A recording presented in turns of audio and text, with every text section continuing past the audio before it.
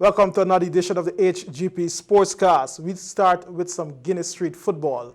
The round robin continued last Saturday night at the all-boys sung tarmac with 8 games, and 8 teams battled to register win. We have the details in this report.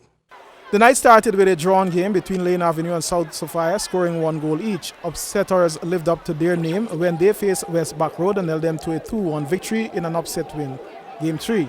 West Front Road edged out East Front Road to a 1-0 victory, while Alexander Village secured a marginal win over Castello Housing Scheme 1-0. The action brought together Back Circle and Broad Street Bullies after the break. They too played for a draw 1-1.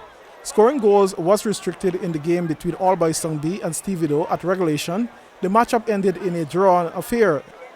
The penultimate game of the night, Game 8, produced a 1-0 victory for All Boys Sung A over Queen Street Tiger Bay in a cleanly contested game, very much like the previous matchup. Upsetters, Home Street Tiger Bay, newcomer Channel 9 Warriors, West Front Road, Sparta Boss, Ben Street, Jamoon Drive, another newcomer, and defending zone champion North Rumvelt are the current group leaders after round 4. The tournament continues on Tuesday at the Cultural Center, Tarmac. Semi-finals berth decided in the GTT Limacall Interclub Football Tournament. Linden secured 3 of the spots. Here are the details. After Sunday night's action at the Victoria Ground in the Eliminators, 2 more teams joined Winners Connection and Top 20 of Linden, who advanced to the semi-finals having topped their respective groups. In the first matchup of the Eliminators, Golden Grove of East Coast suffered a 5-0 drubbing at the BS of Mile Rock of Linden to march into the semi-finals. Clarence Huggins and Denzel Fordyce score a double and Jorman Grandison complement with 1 goal for Mile Rock win. Game 2 saw Victoria Kings of East Coast chalked up a 4-2 victory to also advance over New Amsterdam United. Winston Pompey delivered a double for Kings, while teammate Aubrey Gibson and Alan Lawrence scored 1 each. Adrian Adams was the lone scorer for New Amsterdam with a double. Semi-final action is slated for Friday, November 27 at Victoria Ground. Winners Connection will face Mile Rock in the first matchup, an all-Linden affair, and the feature matchup will see Top 20 of Linden coming against Victoria Kings of East Coast. Game time is 6 p.m. The Guyana Lady Jags recovered well from their loss against Puerto Rico in their first qualifier match against that country to pull off a stunning 2-1 win against host Jamaica last Friday in that country. The Lady Jags were placed in a must-win situation in their second match against Jamaica, and at regulation time, they emerged the winners. Guyana will now advance to the CONCACAF Olympics qualifier in 2016. The Lady Jags are grouped with Canada, Guatemala, and Trinidad in Group B. Group A comprised USA, Puerto Rico, Mexico, and Costa Rica. Congrats are extended to the Lady Jags. The 11th edition of the Diamond Mineral Water Indoor Hockey Festival was launched on Monday, November 23. This year's competition will host 6 overseas teams. More from Calvin Chapman. 18 teams inclusive of a total of 6 from Trinidad and Tobago, Barbados and Canada will take part in the hockey festival that will be contested at the National Gymnasium in December. We're thankful to the Ministry of Sport for accommodating us once again, and especially the hard work of our new Director of Sport, Mr. Christopher Jones, for delivering on his promise to have the lights and the rest of the facility repaired.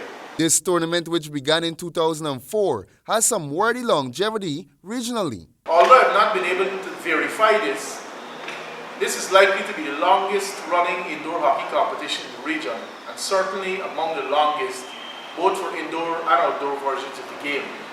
As a matter of fact, to my knowledge, only the Banks Festival, I think, has gone on longer than this, which is an outdoor tournament in Barbados. The tournament will be contested in male, female, and veteran categories. The local teams will include 6-time champions Pepsi Hikers, GCC, and Old Fort. Team Revamp out of Canada will be one to watch, with their squad featuring 4 players from the Canadian squad that won gold at the Pan American Indoor Championship in Uruguay 2014, where Guyana copped the bronze medal. Last year's most valuable player was a young man named Jamar Jasana, and he's fairly young, he's in his early 20s. He, in fact, is one of the most exciting talents coming out of Guyana in a long time. When the Guyana national team won the bronze medal at the Pan American Indoor in Uruguay, Jamar Jasana not only was instrumental in the performances, but he was the guy who scored the penalty in his penalty shootout at the very end. he scored, and then he was called upon again in sudden death. And his goal was the goal that put us through and won the bronze against Argentina. Asana, along with Arroyo Brantford, who did well for Guyana in the recently concluded Pan Am Championship in Peru, will help make up the formidable hikers squad. Cash prizes and trophies will once again be awarded to the winners and runners-up in the male and female and veterans categories. The winning teams in both the male and female tournaments will each receive $1,000 US, while the runners-up will receive $500 US. As you can see, we don't discriminate according to gender. We're very advanced, forward-thinking group. The winner of the veteran tournament will receive $500 US, with the second place teams receiving incentive prizes. And that concludes our sportscast. Now for a look at the weather forecast.